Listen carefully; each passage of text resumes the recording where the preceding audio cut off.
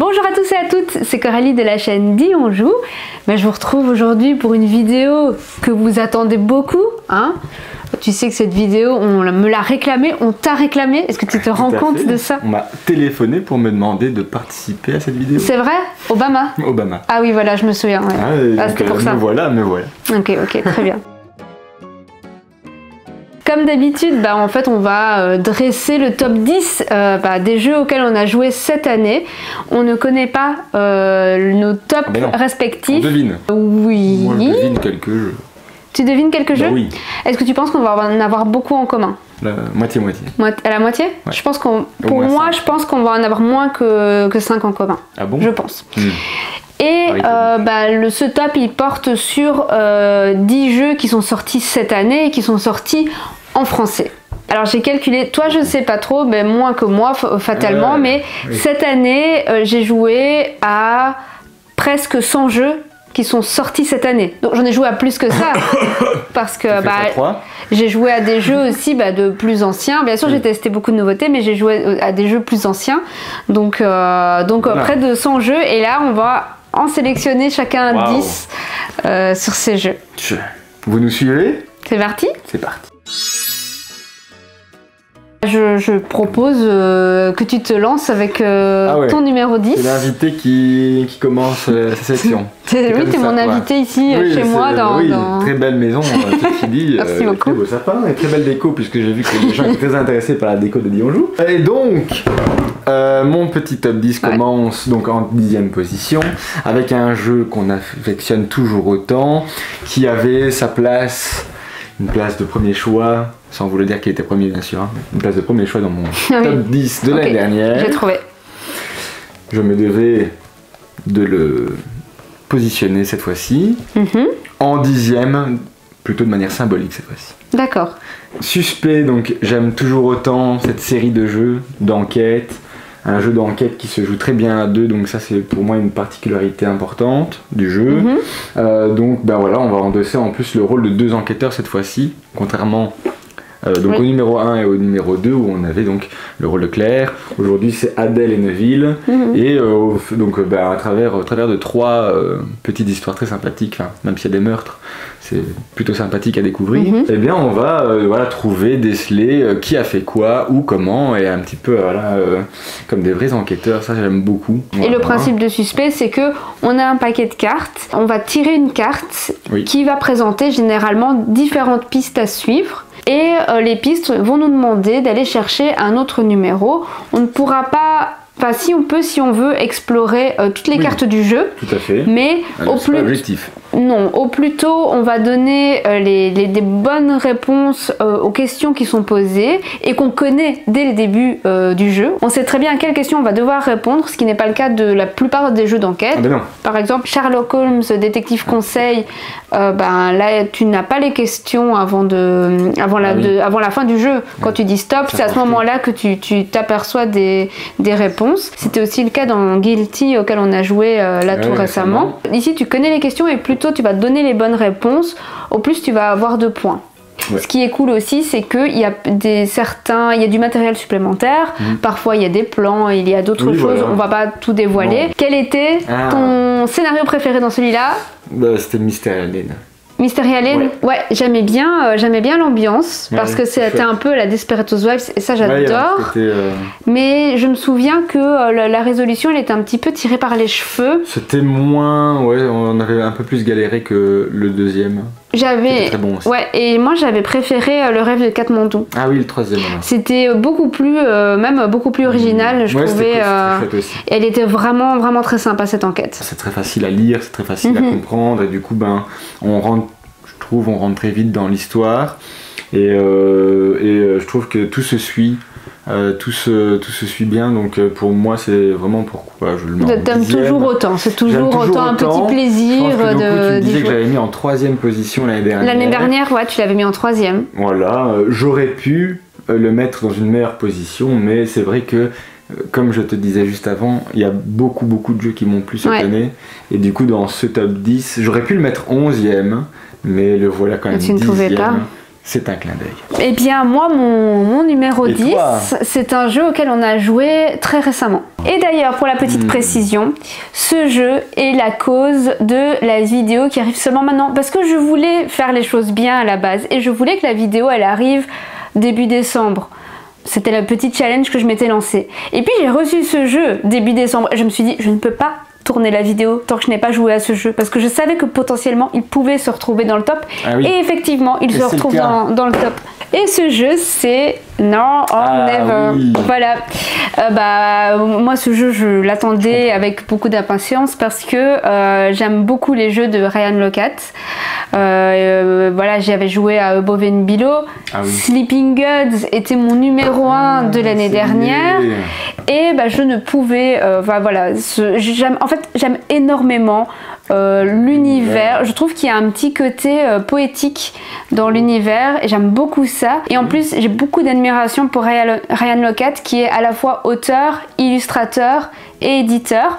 Bon là bien sûr la localisation française elle est assurée par Lucky Duck, mais dans sa version originale c'est l'auteur qui est illustrateur et éditeur, c'est juste incroyable. Pour le moment il n'est qu'en 10e position pour la simple et bonne raison que on a eu l'occasion que d'y jouer une fois et à la version standard parce que tout l'intérêt du jeu c'est que il y a plusieurs chapitres, il y a des scénarios, seulement on n'a pas eu l'occasion d'y jouer donc pour le moment j'ai beaucoup aimé ce que j'ai vu dans la boîte. En fait, c'est un jeu de gestion de ressources et on va dire de construction de moteur parce que le but est de générer le plus de ressources possible, mais il va falloir un peu améliorer son jeu au fur et à mesure des tours pour être capable de bien produire ses ressources. Et ça, c'est vraiment le cœur du jeu. Et au début, on lutte parce qu'on n'arrive pas à avoir les éléments pour produire des ressources et puis ça va se débloquer au fur et à mesure de la partie. Et donc, on a tout cet aspect exploration puisque notre petit bonhomme il va se déplacer sur cette carte. Quand il va se déplacer à certains endroits on va pouvoir remplir des quêtes, on va pouvoir combattre des monstres, ce qu'on n'a pas beaucoup fait, mais je pense que quand ce sera scénarisé on sera un peu plus contraint je pense d'aller combattre des monstres. Oui sans doute. Toi tu t'as essayé. J'ai essayé, oui. Moi j'ai pas osé. Voilà. Ça faisait trop peur.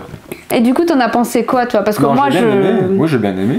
Clairement, on a passé un bon moment. Et puis, je me rappelle que c'est vrai que sur ce genre de jeu, j'ai peut-être un peu plus de mal à lancer la machine. Mais ce que t'as moins, c'est le côté un peu salade de points où il y a plein de façons différentes de marquer des points. Ça, c'est un aspect que t'aimes un peu moins. Ouais, aimer, je sais pas si c'est aimer, mais je suis un peu plus nul dans les jeux. Quand le jeu propose beaucoup de façons de scorer, j'ai tendance à peut-être me focaliser sur une ou deux manières et délaisser les autres. Et si la manière que je vais laisser de côté me permet de scorer plus, je passe à côté. Et parfois j'ai un peu le seum là. Ah oui, c'est ça, c'est le seum qui parle là. Voilà, c'est le seum. D'accord, je vois. En tout cas, moi c'est un jeu que j'ai beaucoup aimé. Je le classe plus haut que Above and Below. J'ai préféré celui-ci. J'ai quand même pour le moment de toute façon une préférence pour Sleeping Gods, mais c'est un tout bon jeu. C'est vrai qu'il y a beaucoup de... Il y a beaucoup de petites mécaniques différentes aussi dans ce jeu-ci. Et je suis contente d'avoir attendu pour le mettre dans mon top 10. D'ailleurs, je pense pas qu'il sera dans beaucoup de top 10 parce qu'il y a déjà des tops qui sont sortis. Et alors que le jeu, il est sorti malheureusement en décembre. Donc sachez que ça valait la peine d'attendre pour ce jeu. On passe maintenant à notre numéro 9. Le mien. Oui. Bon, on va toujours commencer par toi. Oui, on va dire les invités d'abord. C'est ça, voilà. Très bien. Je pense que tu l'aimes aussi. Je pense que beaucoup de gens doivent l'aimer ce jeu. Je te présente... Knarr. Ah, j'avais des sérieux doutes sur le fait qu'il se retrouve dans ta sélection. J'ai découvert en moi un esprit viking et finalement au fur et à mesure du jeu j'ai accroché avec c'était ancêtres vikings en fait. Ça te parle en fait. Mi-viking, mi-grec. Donc mais voilà, je l'ai découvert et donc petit jeu, ça fait sens. Ouais, ça fait du sens. Sans doute la barbe et le côté très blond, vénitien. Ouais, c'est ça, tout à fait. En fait, ce qui est vraiment bien avec ce jeu, c'est qu'il est hyper facile à expliquer, il est hyper facile à prendre en main. Soit tu vas jouer une carte de ta main, tu vas le jouer le jouer dans ton espace personnel. Si tu as déjà des cartes de la même couleur que le personnage que tu viens de jouer, tu vas activer tous les bonus, non seulement de la carte que tu viens de jouer, mais de tous les autres personnages qu'il y a de cette couleur-là. Ou alors, ce que tu peux faire aussi, c'est te défausser de cartes personnages pour aller acheter des cartes où tu vas aller explorer en fait des contrées lointaines. Tu vas prendre des cartes lieux. Mais du coup, tu dois te défausser des cartes personnages qui sont requises pour aller chercher cette carte-là, mais tu n'auras plus les personnages dans ton jeu et donc tu ne vas plus, forcément si tu les as plus, tu vas plus les activer quand tu vas remettre des cartes. Donc il y a un peu ce dilemme entre est-ce que voilà, je continue est-ce que je continue à jouer des cartes personnages ou à un moment donné est-ce que je vais chercher des cartes exploration mais je perds mes personnages, etc. Donc il y a un petit dilemme comme ça. Il y a un équilibre à avoir, exactement. En fait c'est un jeu qui est hyper classique quand même dans sa mécanique. Tu vois, c'est pas quelque chose de révolutionnaire. Mais au-delà du fait que ce soit simple, c'est pas révolutionnaire, mais pour moi c'est un peu comme un jeu doudou, tu vois. C'est classique mais ça fonctionne bien et puis c'est très très joli. Que voilà, ça en fait que ça m'étonne pas en fait qu'il se retrouve dans ton top. Mais oui, et j'aime toujours les beaux jeux. Oui, ça c'est vrai. Ça, c'est un défaut presque professionnel, mais si le jeu est beau, c'est déjà gagné pour moi. Vouloir jouer à ce jeu ensuite, il faut que la mécanique me plaise aussi. Et le jeu est assez pocket, il prend pas beaucoup de place, donc les parties c'est une demi-heure environ, c'était ça Oui, c'est ça, c'est 30 minutes. Ouais, 30 minutes, donc pour moi c'est typiquement le style de jeu avec lequel j'aime bien jouer vraiment de temps en temps. Numéro 9, je pense que tu ne t'y attends pas, c'est Perfect World. Ah non. Voilà. Ah ouais. Perfect Force pour moi il est en numéro 9 parce que c'est un des meilleurs jeux d'association d'idées auxquels j'ai joué, tout simplement. Très bien. J'adore. Je le trouve vraiment très sympa et en fait il y a beaucoup de jeux où c'est un peu trop facile et du coup tu t'en lasses, tandis que voilà. Il manque quelque chose. Ouais, c'est ça, tandis que celui-ci en fait il est beaucoup plus challengeant que ce qui me paraît, même en lisant les règles j'étais là non mais c'est bon, on va tout trouver. Et erreur erreur fatale. Nous on avait fait 3 sur 10. Ouais, mais c'était un peu nul. On avait fait 3 sur 10 et en plus on n'a plus rejoué rien qu'à 2 par la suite. C'est vrai. Donc je me demande quel score là on aurait actuellement en y rejoint. 2, peut-être 4.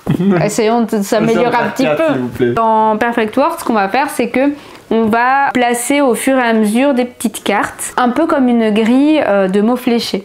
À partir du moment où il y a 2 cartes mots qui sont les unes à côté des autres, ça forme une association et on vient mettre une petite tuile avec une flèche qui pointe vers ces mots pour dire maintenant ces 2 mots sont associés et les joueurs s'ils le veulent bien sûr peuvent continuer à venir remettre des petites cartes avec des mots pour préciser leur association, mais il y en aura 10 en tout.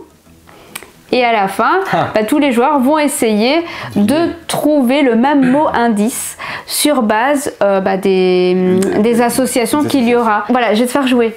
Fais-moi jouer, je suis ton homme. Donc il y aura un mot feu, il y aura un mot monstre et il y aura un mot trésor. Tu dis? Le dragon dans le Seigneur des Anneaux. Dans le Seigneur des Anneaux n'était absolument pas nécessaire, mais dragon c'était très bien, oui. C'est Smaug. Oui, d'accord. Yes. Mais du coup, voilà, en fait, ça va être comme ça pour 10 associations. Et le but, c'est coopératif, c'est que tous les joueurs tombent sur le même mot. Donc, il faut vraiment faire attention à quel mot, quel mot on met les uns à côté des autres. Moi, je le trouve très très bon. On y a joué en duo, on y a joué en famille, et à chaque fois, je trouve que ça a été des très très bons moments. Ouais, tout à fait. Donc, pour moi, il a tout à fait sa place dans un top de 2023. Tu as raison. Numéro 8. Mais non! C'est Expédition? Oui. Alors là, je dois dire que je suis très fière que Expédition, je trouve que là tu as évolué, tu as upgradé en tant que joueur. Ah bah alors là, mes aïeux, je suis sûr que ta communauté doit se dire, mais Mike l'année dernière il avait mis le Uno. Et regarde ça donne Expédition. Ouais mais c'est trop bien. Voilà donc je pense qu'on peut parler d'un jeu expert. Oui, après c'est pas un jeu expert très lourd mais... Ça ne fait pas de moi un expert. Je précise parce que je suis pas non plus plus fort. Mais je t'ai quand même écrasé une fois et puis tu m'as écrasé d'1 point la seconde fois. C'est encore le somme qui parle. Voilà, donc 1 point, c'est rien quoi, c'est un grain de poussière dans le Sahara. Ça se passe dans un autre monde, voilà, bien sûr, et puis voilà, c'est carrément pas du tout sur Terre. Mais si c'est sur Terre. Oui. Non, c'est sur... Bah, oui et non, en fait... À quel moment de la Terre? C'est une expédition en Sibérie. En fait, il y a une météorite qui s'est abattue quelque part en Sibérie, et il y a des phénomènes étranges, en fait. C'est un peu comme s'il y avait des choses, des créatures qui s'étaient réveillées avec justement avec l'impact de la météorite. Voilà. Et du coup, il y a des expéditions qui sont faites, mises en place pour aller voir ce qui se passe là-bas. Exactement. Bon, donc on a vraiment choisi notre petit personnage. Notre personnage a des attributions. Il a un compagnon. Et il y avait aussi donc ces fameux magnifiques d'ailleurs robots. Les mechas, qui sont imprimés en 3D, j'imagine avec des imprimantes en 3D. C'est ça. Le graphic design, il est torcher sa race. C'est vrai. Et du coup, on va monter sa stratégie un petit peu chacun de son côté, forcément. Et voilà, c'est tout ça qui me plaît avec les déplacements, le système de déplacement, les tuiles à retourner. Oui, en fait, tu as de l'exploration parce qu'en fait, ce que tu vas faire dans l'expédition, comme tu l'as dit, chacun va avoir du coup son personnage, va avoir son compagnon. On a son petit plateau personnel avec son mecha qu'on va envoyer explorer parce qu'en fait, il y a au centre de la table, il y a un espace commun sur lequel il y a des tuiles. Certaines sont face visible, mais beaucoup seront face cachée. Il faudra envoyer son mecha pour aller explorer les tuiles. À son tour, on a généralement le choix entre 2 actions. Il y en a une qu'on va recouvrir et qu'on ne pourra pas faire.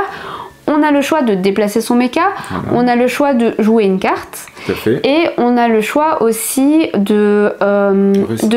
d'utiliser l'action de la tuile sur laquelle est notre mecha. Le but du jeu, c'est d'avoir le plus de pièces, puisqu'on doit revenir en fait le plus friqué de notre expédition.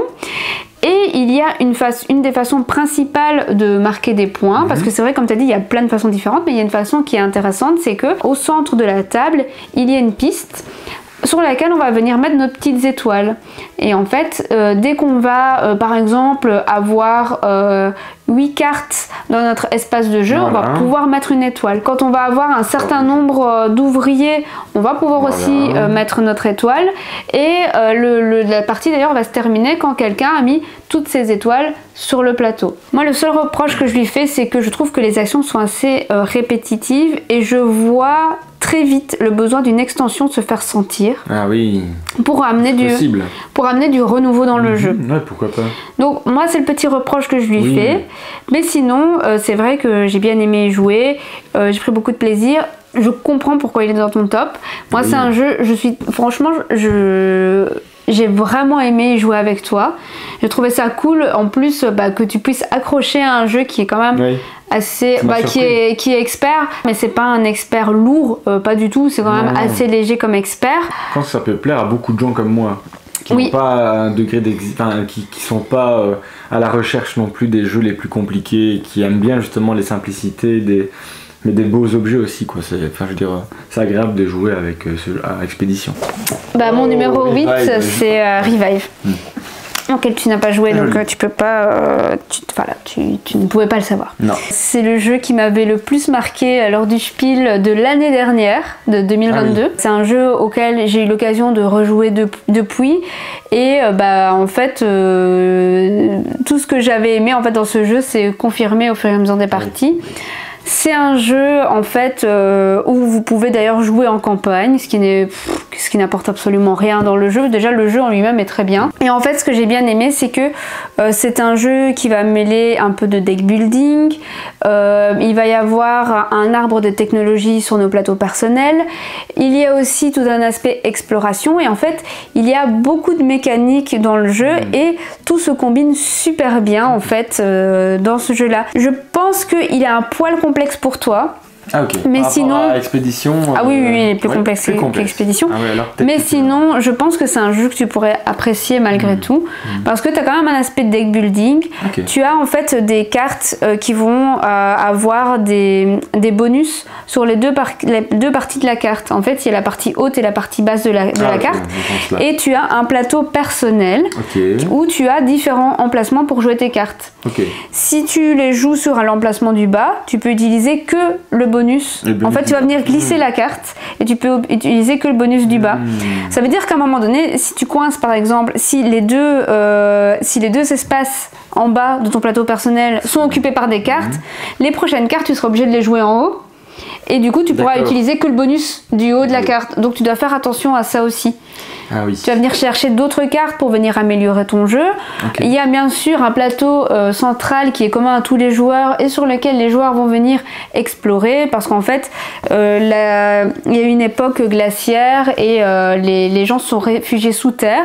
Sauf que maintenant, ils commencent à se rendre compte que ça dégivre et du coup, les tuiles sont givrées et au fur et à mesure de l'exploration, tu vas venir retourner les tuiles. Il se dégivre. Et ça, en fait, ça représente le dégivrage. Du plateau. On va pouvoir sur ce plateau envoyer non seulement nos petits meeples, mais aussi on va pouvoir aller mettre des maisons. Et alors il y a un truc qui est super cool aussi, c'est que sur ton plateau personnel, sur un de tes plateaux personnels, tu as un espace que tu vas pouvoir personnaliser en allant chercher des tuiles. Et ça va te permettre, en fait, si tu optimises bien, de faire plein de combos de la mort quand tu vas faire des actions. Et c'est ça que j'adore dans ce jeu, c'est les combos. Et vraiment, il y a des combos et t'as des tours où t'es là, tchac, tchac, tchac, tchac, tchac, et tu fais plein de trucs et c'est trop bien. Tu vois, t'es trop content parce que t'as l'impression d'avoir fait le coup du siècle et c'est trop bien. Voilà. Et aussi, ce qui est bien, c'est que malgré le fait que ce soit un jeu expert, eh bien, il s'explique en 15-20 minutes. En 15-20 minutes, t'as les explications. Alors ça, et tu n'as plus besoin d'aller, et c'est clair, et tu n'as plus besoin d'aller dans les règles. Et ça, c'est très bien. Donc ça aussi, ça peut me convaincre, ça, tu vois. Ah, voilà, j'ai trouvé l'argument qui faisait mouche. Ouais, c'est la faille.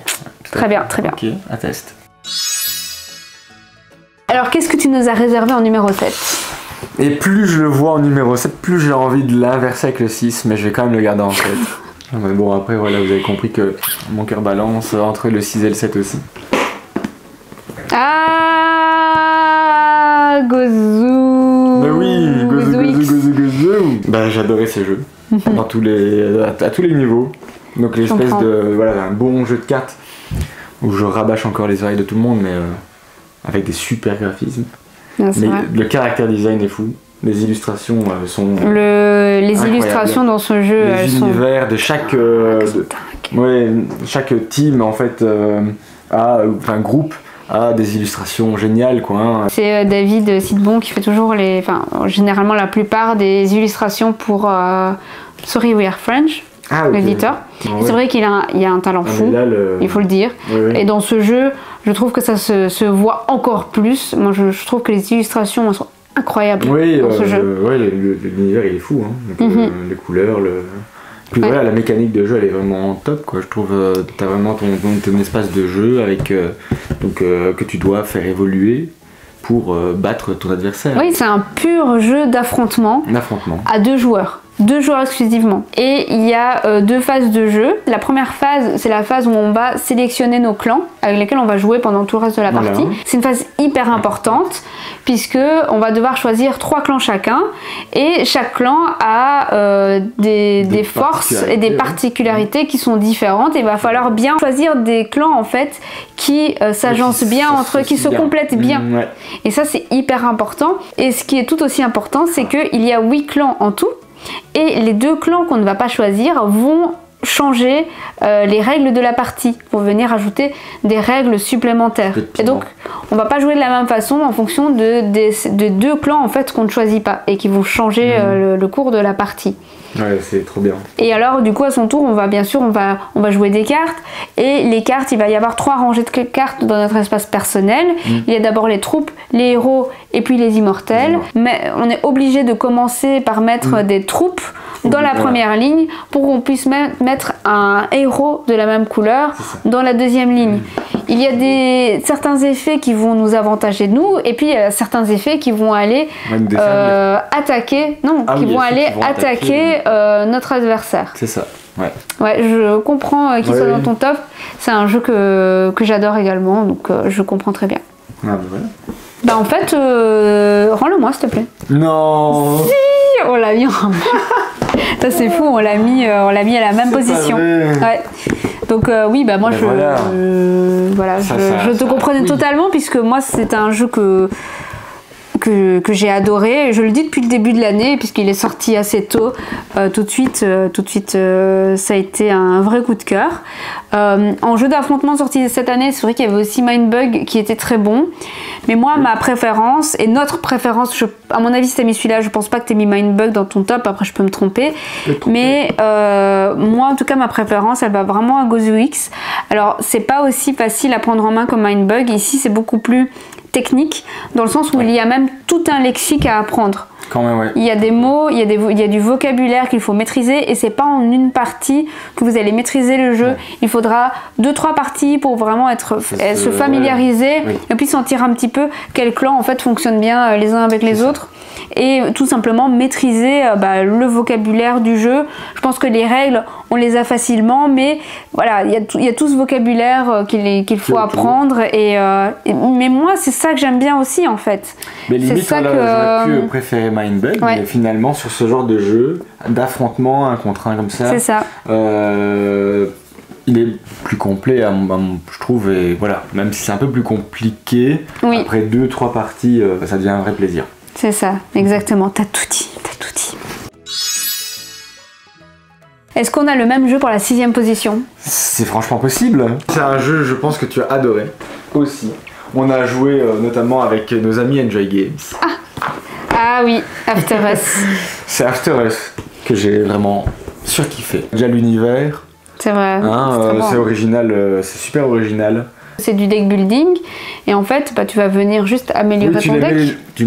Tu améliores ton deck, les cartes devant toi, donc tu déposes les cartes devant toi, et en fait ta zone de jeu. Tu as une zone de jeu qui est privée, et forcément tu vas faire des associations aussi finalement de cartes qui vont te permettre en fait de scorer. Oui, c'est ça. En fait, la particularité du jeu, c'est que c'est un deck building, mais il va y avoir un espèce de chaînage entre les cartes. En fait, il y a des pictos, et en fait, les cartes, quand on va les mettre les unes à côté des autres, quand il y a un rectangle qui commence sur une carte et qu'on trouve une carte avec le rectangle qui coïncide, en fait, à ce moment-là, on va pouvoir profiter des bonus de la carte, que si le rectangle est incomplet, en fait, on n'aura pas les bonus là. Et bien sûr, on va améliorer bien sûr notre jeu au fur et à mesure de la partie. C'est du deck building. On va pouvoir parfois même se défausser de certaines cartes pour un peu épurer notre deck et garder des cartes qui soient très bonnes. C'est une course. C'est une course puisque c'est le premier qui arrivera aux 80 points de victoire qui va remporter la partie. Exact. Et voilà, et je pense que au final c'est aussi simple que ça, mais voilà, c'était vraiment fun de pouvoir jouer à un jeu de deck building comme celui-ci, parce que non seulement c'est très agréable à jouer, et puis aussi je trouve que ça change aussi un petit peu de faire cette course au point. C'est ça. Par rapport au deck building. Il y a eu pas mal de reproches par rapport à ce jeu, parce qu'il y a des gens qui disaient que c'était une course, mais que tu n'avais pas la possibilité, en fait, tu n'avais rien pour ralentir, ou en fait, tu n'avais pas d'interaction, donc tu n'as pas d'emprise en fait sur cette course qui est en train de se jouer pour arriver aux 80 points de victoire. Moi, je dois dire que c'est un aspect qui m'a pas dérangé du tout. Je comprends les critiques, franchement, je les comprends, mais moi, perso, ça m'a pas dérangé. Ça m'a pas... Et c'est vrai que ça reste assez original en termes de deck building, cet aspect chaînage, et j'étais sûre en fait qu'il allait se retrouver dans ton top. Je savais pas à quelle position il allait être, mais j'étais sûre que... je t'ai pas mal parlé de ce jeu quand on a joué. J'ai voulu rejouer plusieurs fois, et à chaque fois j'ai kiffé, donc ouais, c'est ça. C'était obligé. Définitivement, il est 6ème, pas 7ème, parce que c'est du deck building. Et j'ai une affinité pour le deck building. Oui, ça c'est vrai. C'est un fait. Donc voilà. Alors moi là, mon numéro 6, c'est un jeu, du coup on l'a pas à la même place, mais je suis sûre qu'il va se retrouver dans ton top. Et c'est un jeu que je suis très contente de pouvoir mettre dans mon top 10, parce que à l'heure actuelle, il n'est pas encore sorti en magasin. Mais il sortira bien en 2023. Aucune idée. C'est The Veil of Eternity. Ah oui, j'ai beaucoup aimé ça. Oui, mais bien sûr. Moi, c'est clairement mon type de jeu en fait. Ah oui. C'est clairement mon type de jeu. Je retrouve des petites sensations à la Seasons et du coup, ça me pouvait en fait que me plaire. Ça, oui, je pense que ça va plaire à la majorité quand même. Je pense que ça va plaire à énormément de gens. Honnêtement. Ceux qui aiment bien jouer. C'est un jeu, donc on va jouer avec des cartes. Pendant une manche, en fait, il y a différentes phases. Dans la première phase, ce que vont faire les joueurs, c'est que il y aura des cartes au centre de la table. Et à son tour, en commençant par le premier joueur va mettre un de ses deux jetons sur une des cartes. Puis le deuxième joueur va mettre un des deux jetons. Le troisième va le faire. Et puis imaginons qu'on n'est que 3 dans la partie. Le troisième va remettre son jeton. Le deuxième va remettre un jeton. Et le premier joueur va terminer cette phase en mettant son jeton sur la dernière carte disponible. Donc le premier joueur, il n'a pas le choix, il prend ce qui reste, mais il a été le premier à choisir sa carte. Ensuite, donc ça c'est la fin de la première phase où les joueurs vont un peu réserver leurs cartes. Et puis il y a une deuxième phase de jeu au cours de laquelle les joueurs, dans l'ordre de leur choix, vont pouvoir jouer des cartes de leurs mains dans leur espace personnel, vont pouvoir prendre justement une carte qu'ils ont réservée, la rajouter dans leurs mains, ou alors ce qu'ils vont pouvoir faire, c'est la carte peut-être elle n'intéresse pas le joueur, mais elle va pouvoir la défausser et gagner de l'argent parce que les cartes qu'on a en main, quand on veut les poser, on doit payer leur coût. C'est ça. Et il y a deux limites qui sont très intéressantes et qui participent à l'expérience de jeu. C'est que on n'est pas forcément limité dans le nombre de cartes qu'on va pouvoir jouer à son tour. On pourrait en jouer, imaginons, on pourrait en jouer 5. Il n'y a pas de limite, on peut en jouer plusieurs. Mais par contre, on va être limité parce que dans notre espace de jeu, on ne peut pas avoir plus de cartes que la manche en cours. Ah oui, c'est ça. Donc si on est à la manche 2, et qu'on a 0 carte, on peut en jouer 2. Ouais, c'est ça. Mais par contre, on ne pourra pas en jouer 3. Et si à la manche 2, on a déjà 2 cartes devant nous, on pourra juste jouer 0 carte en fait parce qu'on a déjà atteint la limite. Et la deuxième limite, c'est l'argent. Parce que on a aussi une limite, on ne peut pas avoir plus de X pierres, parce que l'argent, ça sera des pierres. Donc avoir beaucoup de pierres de 1, ça va vraiment nous embêter, on va essayer d'avoir un peu plus grosses pierres. Les cartes, elles vont avoir différents types d'effets. Il va y avoir des effets immédiats, il va y avoir du scoring de fin de partie. Enfin, voilà, il va y avoir plein de choses différentes. Et au niveau du graphisme aussi, moi j'ai bien aimé, parce que je trouve que c'est des personnages qu'on n'avait pas l'habitude de voir. Et il y avait plein de personnages de la mythologie. Il y a Odin, puis il y a des cartes qui vont un peu plus manga, et il y a tout ce mélange en fait, et du coup voilà, je trouve que c'est vraiment c'est normal qu'il ait sa place là. C'est une toute bonne sortie tardive, malheureusement pour le jeu, mais voilà. À point. Numéro 5, je vais surprendre sans doute tout le monde, toi la première. D'accord. Parce que c'est un jeu, je pense, qui doit être dans ton top 3. Et si je dis ça, et que c'est pas le cas, désolé. Ok, j'espère que c'est pas celui auquel je pense. Tu dois sans doute penser à une vingtaine de jeux possibles, mais le fameux jeu est celui-ci. Il est compact, il est beau, il est simple. Oh Yes. Ok, Trio, bien sûr. Trio, c'est une évidence. Il aurait pu être même encore mieux placé, mais le top 5 est assez compliqué. Ah là, ça commence à... Les places sont chères, là. Ça commence les places sont chères, et je pense qu'être 5ème dans mon top... Pour le coup, c'est, je pense, le premier jeu d'ambiance que je mets dans mon top cette année. Au final, je pense que l'année dernière, j'avais mis plus de jeux d'ambiance déjà. Je trouve que tu as upgradé en tant que joueur. Là, tu as pris de la bouteille. Après, voilà, je pense que je kifferai toujours énormément les jeux d'ambiance quand ils sont bien faits. Et Trio, dans cette version-ci du moins de Trio, elle est aussi simple qu'elle est bien. Donc avec les copains, en famille, on s'est amusé à jouer à ce jeu. Je pense que je me souviens de chaque partie de Trio, et à chaque fois, c'était toujours des moments dont je vais me rappeler en fait. Mais vraiment à chaque fois. Et c'est ça qui est trop cool. Le principe, c'est de réunir des trios de cartes en équipe. Donc on joue toujours à 2. Alors il y a une version en nombre impair, mais j'y ai jamais joué, donc je peux pas vous l'expliquer parce que moi je trouve que ça fonctionne tellement bien en équipe que j'ai même pas envie en fait de découvrir l'autre version. Ah non, ça c'est parfait. Et en fait, on va à chaque fois quand c'est à son tour, on va demander aux autres joueurs autour de la table On en choisit un, et ça peut même être soi-même. On va demander, montre-moi soit ta plus grande carte, soit ta plus petite carte. Donc le joueur va montrer, puis on demande à un autre joueur, si les cartes sont les mêmes, eh bien on va pouvoir demander à un troisième en espérant faire un trio de cartes. Si les cartes ne sont pas les mêmes, bah alors on rend les cartes au joueur et ça passe au joueur suivant qui va jouer de la même manière. Ce qui fait qu'il y a... C'est aussi un jeu de mémoire. C'est ça qui est bien aussi, c'est que oui. Ce petit côté mémoire, memory qui est vraiment cool, quoi. Ça change. Et puis il y a un truc aussi qui est très cool et qu'on n'a pas évoqué, c'est que déjà dès le début, dès la première manche, avant de commencer à jouer, on va échanger une carte avec son coéquipier. On peut, et c'est un peu une façon de faire passer des messages. Ouais. Ou de brouiller des pistes. Ou de noyer le poisson. Parce que quand, à un moment donné, on a révélé une carte et qu'on veut pas que... En fait, on veut un peu brouiller les pistes de est-ce que je l'ai donné à mon coéquipier ou est-ce que je l'ai encore dans mon jeu. Voilà. On veut faire oublier ce move. Et alors on va l'échanger potentiellement avec son camarade. Et du coup, on remet un petit peu le jeu à zéro finalement, à ce moment-là.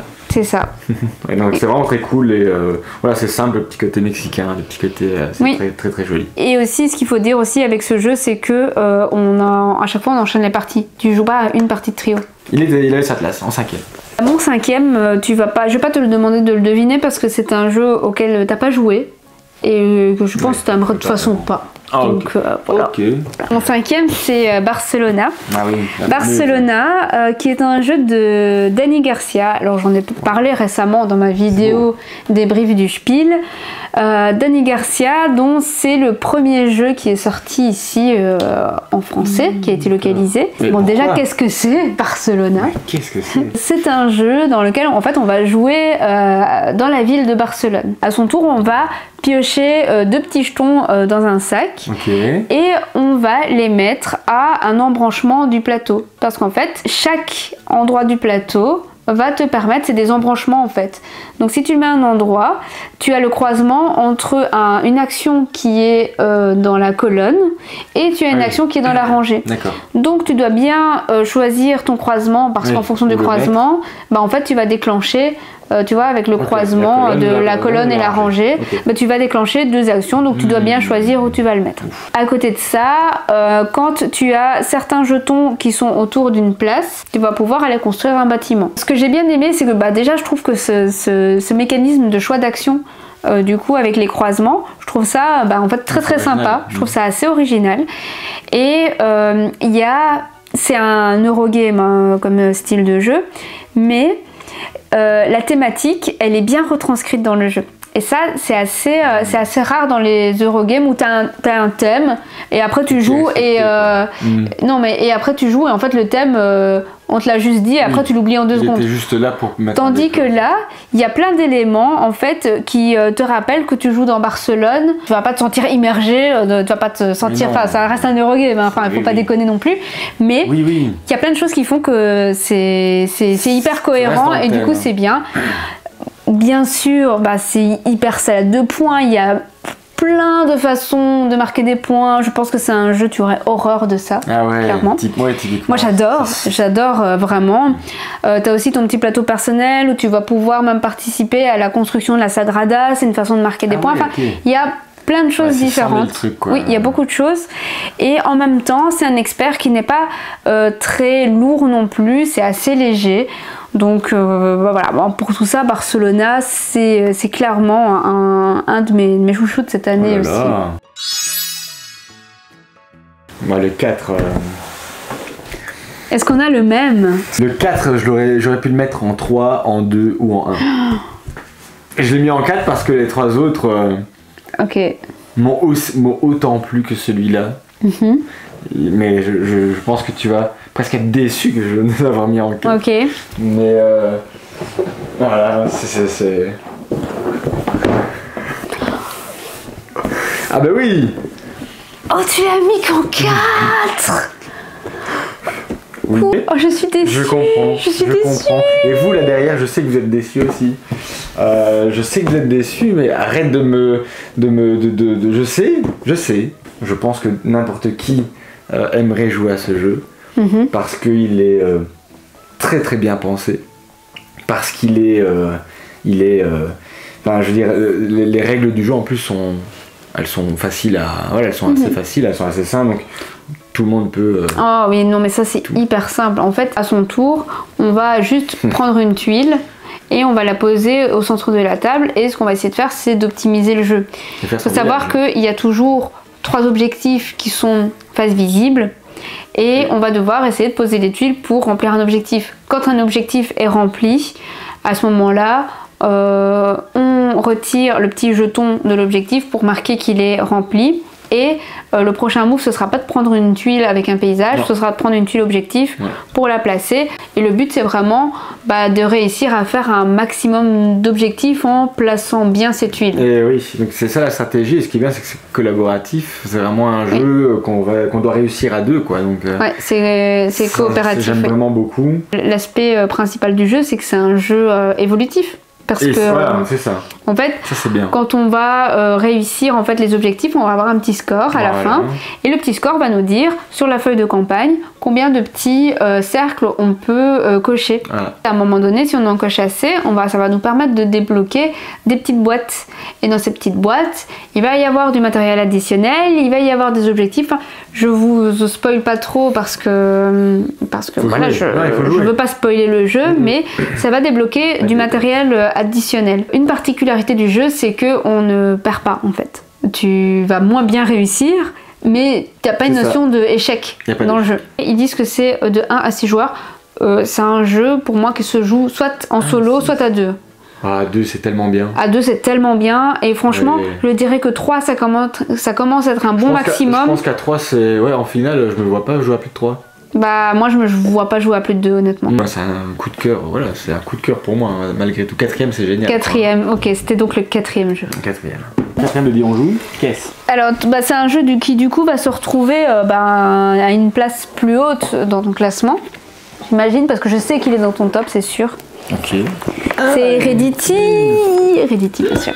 Mais oui, quel jeu. Il y a beaucoup de jeux coopératifs dans ce top en fait. Hein. Ouais, pas mal de jeux coopératifs. Parce que là, attends, il y a quoi là ? Avant Dorfromantik, on a eu aussi. Parce qu'il y a Perfect Sword. Il y a Suspect. Ouais. Dorfromantik, comme tu viens de dire. Heredity. Ouais. Qu'est-ce qui se passe ? Moi qui aime bien l'affrontement, qu'est-ce qui se passe d'avoir autant de jeux ? C'est peut-être l'ère de la collaboration. Heredity, du coup, c'est un jeu coopératif, c'est un jeu narratif, surtout. Puis c'est un jeu d'exploration. Qui se passe dans un univers, si vous voulez, un peu post-apo, c'est un peu entre The Last of Us et Mad Max. C'est un peu le mash-up entre les deux. Ouais, The Last of Us, c'est ça qu'on aime. Où on incarne une famille qui a choisi de vivre reclus en des temps où, et je pense qu'il y a l'électricité qui a cessé de fonctionner, tout s'est un peu cassé la gueule. Il y a une famille qui a décidé de vivre reclus, sauf qu'à un moment donné... oui. Il y a une voiture qui se gare, qu'est-ce qui se passe ? Et du coup, on va devoir jouer les membres de cette famille. Voilà, chacun un membre. C'est ça, on va devoir explorer la maison, on a des objectifs à remplir, on va devoir essayer de le faire. Les actions sont pas bien compliquées, et c'est tant mieux, parce que en fait, ça laisse beaucoup de place à la narration, et ça c'est très très bien. L'imagination aussi, c'est bien. Oui, et puis c'est pas le truc, c'est que les jeux narratifs qui sont très techniques, où on doit retourner tout le temps dans les règles, ça sort de la narration, alors que celui-ci, en fait non, c'est pas le cas, parce que je trouve qu'on vit vraiment bien la narration, parce que les règles sont pas bien compliquées. Et il y a un aspect aussi que j'aime beaucoup, c'est l'aspect réaliste, parce que il y a des personnages qui vont avoir des craintes. Oui, quand on est papa, on veut pas que nos enfants soient confrontés à la violence, et du coup les personnages vont avoir des craintes, et quand elles vont se réaliser, ça va un petit peu déstabiliser, changer, oui, mais ça va changer quelque chose dans le jeu en fait. Il y a des mécaniques qui sont assez originales, et en fait, par exemple dans le premier jeu, si vous voulez, au niveau de la temporalité du jeu, il n'y a pas vraiment de tour du jeu déjà, hein. On joue, moi je peux faire faire 2 actions, puis toi tu vas en faire une, puis moi je vais en faire une. En fait, on se répartit un peu les actions comme on veut. On a chacun, bien sûr, on communique. On a chacun, bien sûr, nos points d'action, mais on va pouvoir décider, bah, toi, tu peux faire cette action, moi, je vais faire celle-là. Oui, et il n'y a pas, c'est pas mon tour où je vais jouer toutes mes actions et puis ton tour. On se répartit. Et ça, c'est cool. C'est vraiment top, ça. Et quand tous les personnages ont joué leur point d'action, eh bien, il y a un système de ligne du temps où il y a un petit sablier qui va se déplacer et en fonction en fait au fur et à mesure de ce qu'on va faire, on va venir rajouter des cartes sur la ligne du temps et il y a des événements qui vont se déclencher qui sont généralement pas très cool, mais ce qui est bien c'est qu'on va pouvoir les voir arriver parce qu'il y a un petit extrait narratif et on va pouvoir essayer de se préparer en fait. Et ça c'est cool parce que on va pas mourir bêtement avec parce que ok il y a un truc qui nous est tombé dessus, on n'a pas su réagir, donc là on va pouvoir se préparer. Toujours un petit peu te préparer. Et ça c'est une caractéristique du premier chapitre, mais vous allez voir que dans le deuxième chapitre il y aura plus vraiment ça, il y aura toujours cette ligne du temps mais ça sera différent et ce sera une autre mécanique qui sera mise en avant et ce sera comme ça dans chacun des 5 chapitres. Et bien, chaque chapitre en fait va avoir sa mécanique qui va lui être propre et ça c'est très très bien. Donc pour le moment on a joué qu'aux 2 premiers chapitres, malheureusement. On en veut plus. Bien sûr.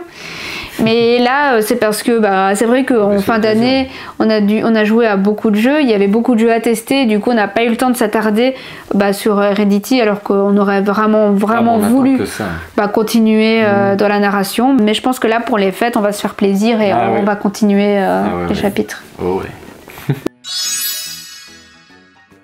Le top 3. Là, on arrive sur la crème de la crème. Ben, le top 3, c'est presque un pincement. Et après, voilà, encore une fois, il y avait Dorf Romantique en 4. Mais j'ai bien expliqué pourquoi il était en 4, forcément. D'accord. Là, on part vraiment sur une nouveauté pour moi. Oh. Et du coup, une nouveauté, comme tu sais déjà, à laquelle j'ai accroché sa race. Et donc, c'est pour ça que forcément, je le mets en 3. C'est Très Trabeur. Non. Et oui, c'est peut-être là qu'on voit que je suis encore. C'est vrai que je devrais pas être étonnée en fait parce que ce jeu-là, je suis fort à ça. Mais non, mais maintenant quand on voit des gens, j'ai l'impression qu'il est dans ton sac en fait et que tu le sors et que tu veux jouer, tu vois. T'as un instant après voilà. C'est vraiment un truc que je peux faire, tu peux me donner ça n'importe quand, n'importe où. Je joue et le pire c'est que je gagne. Très Trabeur, c'est un jeu de bluff. Je pense que je suis définitivement un pirate. Alors j'ai été viking, j'ai été pirate. Très Trabeur, c'est un petit jeu de pirate sympa quoi. Ouais, mais c'est un jeu à rôle caché et de bluff. C'est un jeu, et c'est ça que je pense c'est là-dedans où je suis fort. En tout cas j'aime bien ce genre de jeu, c'est les jeux de bluff. Parce que je bluffe bien. Ouais, moi aussi. Non. Catastrophe, ne la croyez pas. Alors autant toi tu bluffes très très mal, autant moi je bluffe, je pense très très bien. Ouais, c'est vrai. Et en tout cas, à ce jeu, je pense que tu ne me battras jamais. T'es un beau menteur, voilà moi ce que j'en dis. Ça ne veut rien dire, bien évidemment. Mais voilà, donc c'est un petit jeu. C'est ça qui est bien aussi, je pense que dans mon top 3, c'est le plus petit jeu que je vais présenter, en tout cas en termes de minutes, 20 minutes. 3 à 8 joueurs. Et en fait, dans la répartition des rôles, en fait, la plupart des joueurs vont jouer les pirates, mais dans le tas, il y aura aussi un ou deux mutins, en fait, selon le nombre de joueurs. Et bien sûr, les mutins, ils veulent faire capoter l'entreprise des pirates, qui est d'avoir un max de thunes.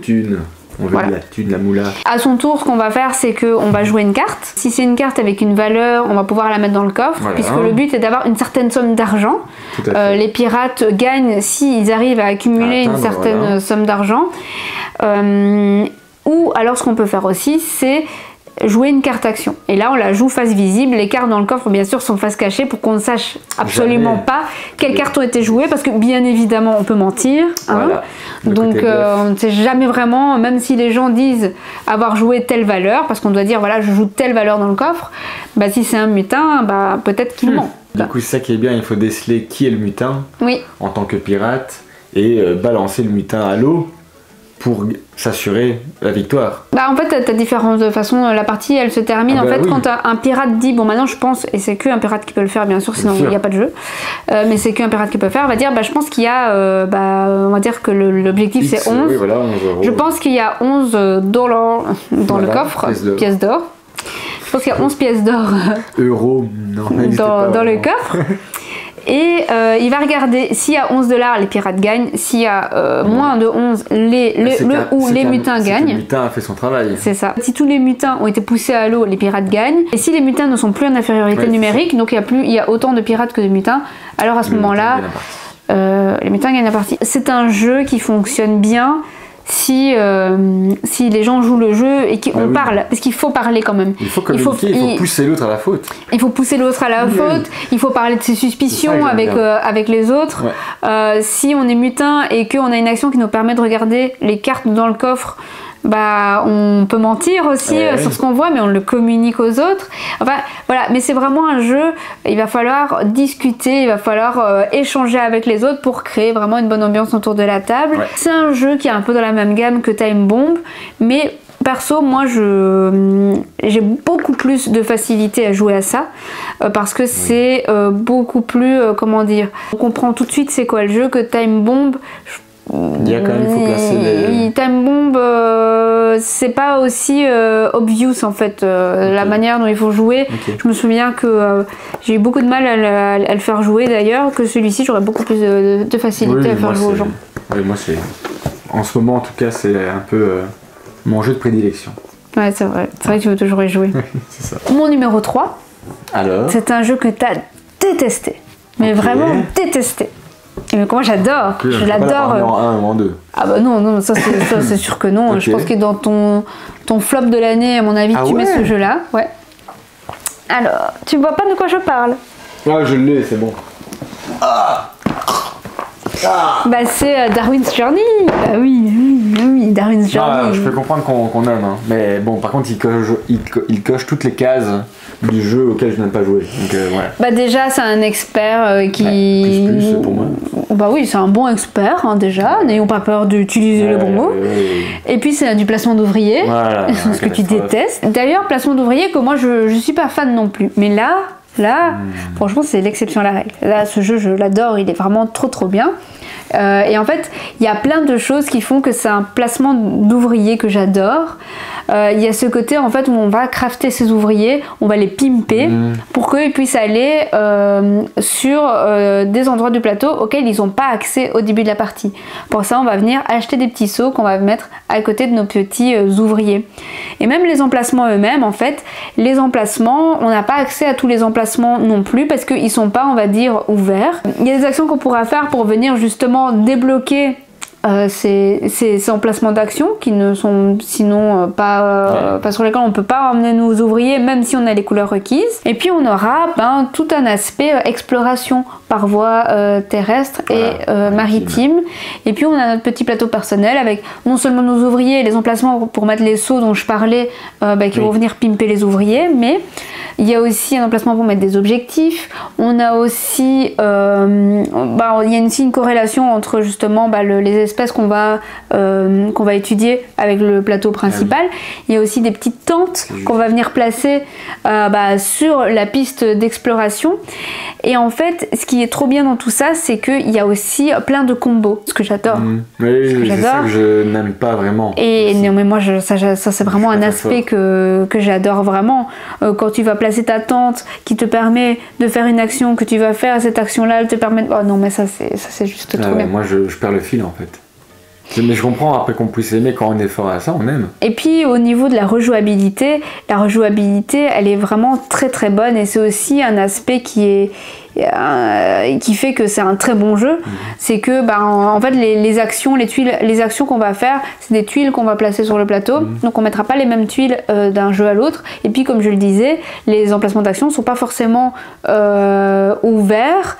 Du coup il faudra aller les débloquer et on va pas pouvoir débloquer tous les emplacements d'action. Donc on va vraiment pas avoir en fait accès aux mêmes actions d'une partie à l'autre. Et du coup le jeu va être vraiment différent en fait d'une partie à l'autre. Ça, cet aspect rejouabilité, ces ouvriers qu'on va venir pimper et les combos, moi ça fait que c'est un jeu que j'ai immédiatement adoré et je jouais avec lui je voyais se décomposer en fait au fur et à mesure parce qu'il en avait marre, et moi je prenais mon pied à jouer à ça. Non, je comprends, je parie pour ça. Non, mais moi j'adore, vraiment. Numéro 2. Le numéro 2 c'est un que tu aimes beaucoup. Ah ouais, j'étais sûr que t'allais le mettre dans ton top. SkyTeam, mais quel jeu donc bah oui, bah pour ceux qui ne le connaissent pas encore, mais c'est un jeu incroyable SkyTeam. Puisque bon, déjà le thème il est fou, enfin voilà, on est carrément... on doit préparer un avion à l'atterrissage dans un des aéroports internationaux voilà, qu'on connaît tous, entre Melbourne et voilà, comme ça. Et du coup, bah, effectivement, on a ce petit plateau avec plein de petites paramètres, des choix à faire qu'on va faire ensemble. Hein. Oui, parce qu'en fait, on a décidé ça ensemble. Un plateau commun entre nous deux, avec tous les paramètres. Exact. Et c'est un jeu aussi, il faut le préciser, c'est un jeu coopératif, puisqu'on va faire atterrir l'ensemble. Encore un. On va faire atterrir ensemble l'avion. Un Boeing 747. Et c'est un jeu à communication limitée. Donc c'est-à-dire qu'on va pouvoir parler ensemble de ce qu'on va devoir faire, des prochains moves, mais à partir du moment où chacun de son côté on aura lancé les dés, on va plus pouvoir parler. Et chacun à notre tour, on va placer un dé sur un emplacement du plateau. Alors le pilote a certains emplacements, le copilote a d'autres emplacements. On ne pourra pas interchanger les emplacements du plateau. Et par exemple, pour la position de l'appareil, si je mets un 3 et qu'il met un 3, c'est cool, il va rester droit. Oui. Par contre, s'il met un 4, l'avion va pencher de son côté. Voilà. Et du coup, s'il voit que je mets un 3, ou par exemple si je mets un 1, il n'aura pas intérêt à mettre un 6, sinon l'avion va faire un looping et c'est raté. Là, c'est bon, c'est le crash assuré direct. Et ce qui est très très bien dans ce jeu, c'est qu'il y a plein de modules. Donc il y a aussi une très très belle rejouabilité, parce que déjà, il y a plein d'aéroports différents, mais il y a aussi plein de petits modules qu'on va venir... pouvoir ajouter qui sont dans la boîte et qui vont faire que il y a une belle rejouabilité et il y a aussi des ressources sur internet. Bah voilà pourquoi il est deuxième. Ouais. Mais je pense qu'on a tous les deux bien aimé. Donc oui, on a tous les deux aimé ce jeu. Ici et on y rejoindra, j'espère, encore beaucoup. C'est vrai qu'on a passé de très bons moments à y jouer et on a même enchaîné des parties là-dessus. Oui, voilà, c'est aussi rare qu'il faut le souligner. Oui, c'est ça. Voilà. Je dois dire que là, j'ai longuement hésité.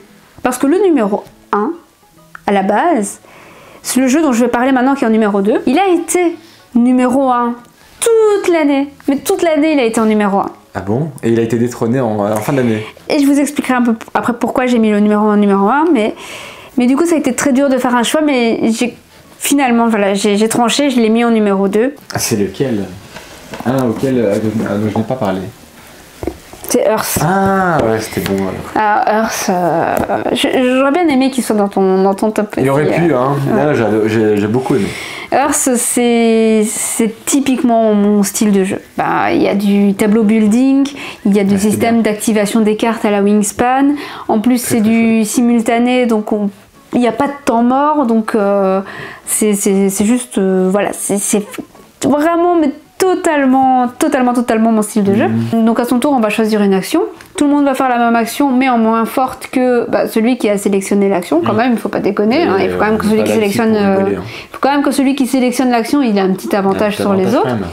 Il va faire l'action et chaque action a une couleur et toutes les cartes de cette couleur-là vont s'activer dans notre tableau personnel. Oui, voilà. Et du coup, il y a ce petit système d'activation à la Wingspan. À côté de ça, il y a des objectifs communs aussi qui vont un petit peu nous donner une direction sur ce qu'on va prendre. Enfin, c'est assez éducatif, je trouve. C'est assez éducatif parce que ce qui est cool, c'est que c'est sur la nature et à chaque fois, il y a un petit mot explicatif.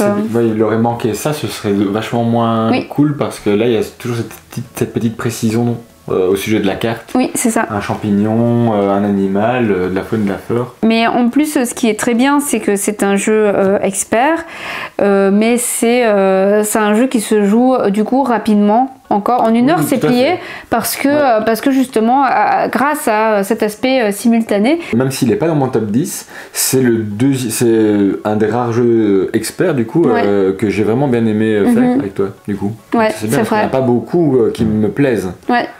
Mais tu avais déjà beaucoup aimé Wingspan par exemple, et il y a ce petit système d'activation des cartes ça m'a fait penser à Wingspan. Que tu retrouves, et puis la construction de tableaux, c'est aussi quelque chose que tu aimes bien, par exemple c'est quelque chose qu'il y a dans Everdell, et c'est quelque chose qui te plaît aussi. Donc en fait, c'est toutes ces petites mécaniques là en fait que tu aimes bien. J'aime bien, donc voilà, qu'il soit expert ou pas, finalement j'aime bien. C'est ça. Ça c'est top. Voilà. Et du coup, Earth, qui a été le premier toute l'année dans mon top. Et à la fin, j'ai décidé d'en mettre un autre et je vais vous expliquer pourquoi. Je sais c'est quoi ton premier du coup. Ah ouais? Bah c'est Heredity. Ah bah putain, genre... Mais tu as pas mis Heredity dans ton top? Ben non.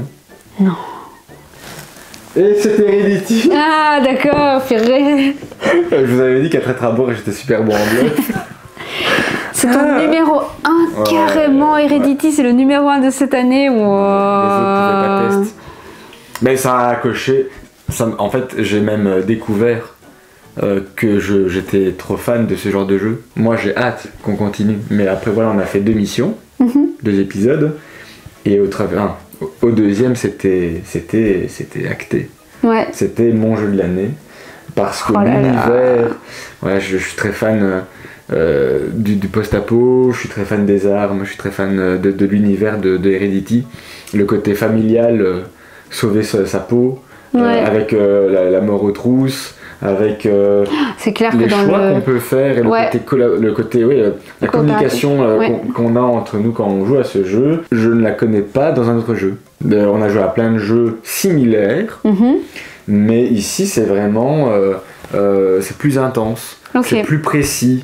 C'est plus ce que j'ai. Enfin, tu te sens plus immergé en fait. Ça m'a vraiment. Il faut jouer avec une certaine condition parce que c'est à quoi ça, on joue 1 heure au moins, 1h30 au moins. Ah, plus que ça.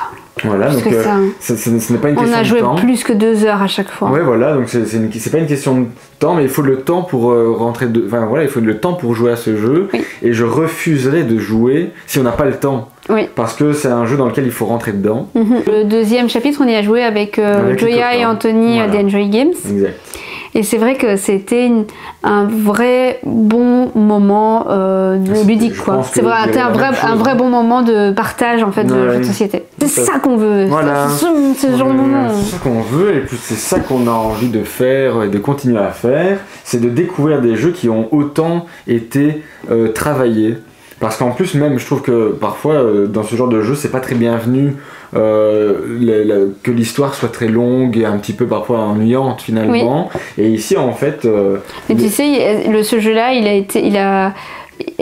est en conception depuis plusieurs années, tu vois. Il a été vraiment bien travaillé, tu vois. C'est un bébé qui a été réfléchi, qui a été travaillé, qui a été... Voilà, c'est dans le détail. Pour moi c'était mon numéro 1 et ça le restera. Enfin voilà. Très chouette. Ça ne pouvait que l'être. Je suis très fier de l'avoir mis en premier, donc merci Heredity. Number 1, 2023. Je ne vais pas faire traîner le suspense. Mon numéro 1, c'est Dorf Romantique. Alors, ah oui. Ça a été dur, hein, vraiment. Ça a été dur de dégager Earth de la première place, ça a été très difficile. Et si je dis pas de bêtises, mais je te coupe, mais ton numéro 4, c'était Heredity. Oui. Et mon numéro 4, c'était Dorf Romantique. Ah oui, c'est marrant, ouais. C'est vrai, ça. Ouais. Notre numéro 4 était le premier de l'eau. Ouais, ça c'est marrant. Tu vois, comme quoi c'était pas une place, c'était pas négligé comme place. Pourquoi j'ai mis Dorf Romantique en premier? Parce que quand je réfléchis au moment que j'ai passé autour de la table, Earth, c'est un jeu où on joue tous dans son coin. Et ça me pose pas de problème. Mais ce jeu-là, on y a joué à 2. On a vécu des super moments. Et en fait, j'ai vraiment adoré nos parties à 2. Oui. J'ai vécu de vrais bons moments de jeux de société avec ça. Oui. Et en fait, ce qu'il faut savoir aussi, c'est que quand j'étais toute petite, avant même d'avoir joué à mon premier jeu de société, j'avais une passion pour les puzzles. Et ce jeu-là, c'est aussi chill qu'un puzzle. Parce que c'est vraiment ça. Oui. Pour moi, on est un peu dans les mêmes conditions que quand on fait un puzzle. Mais vraiment. Et pourtant, je dois dire qu'au tout début, à la toute première partie, c'était loin d'être gagné. Parce que quand on commence à jouer à Dorf Romantique, on se dit... Il n'y a pas de jeu, c'est quoi? Il y a 3 objectifs, on met nos tuiles, c'est quoi ce jeu? C'est naze. Mais vraiment, même moi en fait après, quand je te l'ai expliqué, parce que je me suis dit, bon, on va quand même essayer de faire un peu la campagne. Faut qu'on essaye quoi. J'explique et je me dis, mais il n'y a pas de jeu, ce jeu il est naze. C'est un peu creux. C'est un peu creux. En fait, non. Et en fait non. Ah non. En fait, non, vraiment, on voit en fait au fur et à mesure des parties, il y a les petits objectifs, il y a des objectifs à débloquer aussi. Et puis on voit qu'en fait, il y a vraiment toute une optimisation à avoir parce que sinon les points, on les aura pas. Non, je comprends que tu l'aies mis premier. Et encore une fois, c'est ce que j'avais dit juste avant. Oui. C'est pour ça que j'avais mis dans mon top 10 déjà de 1 et en 4ème. Mais c'est bien, tu complètes le remords que j'avais de l'avoir mis en 4ème. Ah d'accord, c'est ça, voilà. Ça, mais tout était écrit. Hein, Bah non, justement, attention. Non. Tout était écrit sur des papiers, mais... Non, mais tout était écrit dans les étoiles, c'est ça que je veux dire. Oh là là, voilà. c'est bon. C'était donc notre top 10 de 2023. Si vous avez aimé la vidéo, eh bien n'hésitez pas à vous abonner, c'est hyper important voilà, pour soutenir la chaîne et pour manifester le fait que vous avez aimé la vidéo. N'hésitez pas à laisser un petit commentaire, à nous dire si vous avez des jeux en commun avec nous. Ce que vous pouvez dire aussi, c'est de quel top vous vous rapprochez le plus. Ça c'est intéressant aussi. Quel top vous préférez, puisque finalement on n'avait que 3 jeux oui, c'est ça. en commun. Quel top en fait vous ressemble le plus. Vous ressemble le plus. Voilà. C'est beau ce que j'ai dit. Voilà, c'est ça. Donc n'hésitez pas à le dire en commentaire. On a encore quelques vidéos de prévues d'eux. Dans tous les cas, moi je vous dis à très vite pour la prochaine vidéo et passez de bonnes fêtes. Bonne fête.